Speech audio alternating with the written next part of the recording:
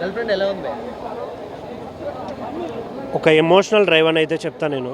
Because of feelings, respect, ఇలా చాలా చాలా విషయాలు ఇంక్లూడ్ అయి ఉన్నాయి ఇందులో. మెయిన్గా హీరోయిన్ గారి క్యారెక్టర్ చాలా అద్భుతంగా అనిపించింది నాకు.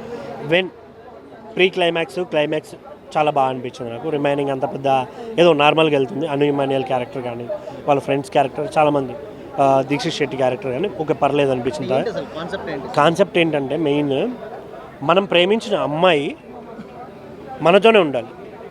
మనకే అది యాజ్ యూజువల్ ప్రతి మేల్ ఈగో ఫీల్ అయ్యే థింగ్.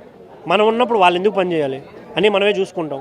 మనదే డామినేషన్ ఉండాలి, వాళ్ళు మన కాళ్ళ కింద ఉండాలి అనే టైప్ ఆఫ్ క్యారెక్టర్ ఉన్న ఒక అబ్బాయి ఒక అమ్మాయిని, ఒక అన్మెచ్యూర్డ్ అమ్మాయి, అప్పుడప్పుడే పల్లెటూరు నుంచి పట్టణం వచ్చి ఏదో చదువుకోవాలి, ఏదన్నా సాధించాలని పట్టుదలతో వచ్చిన ఒక అమ్మాయిని లవ్లో పడేసి అన్నీ ఫిజికల్గా, మెంటల్గా అన్నీ తను లోపరుచుకున్న తర్వాత నువ్వు ఏం చేయొద్దు, నాతోనే ఉండిపో అంటే అమ్మాయి తీసుకున్న ఒక డెసిషన్.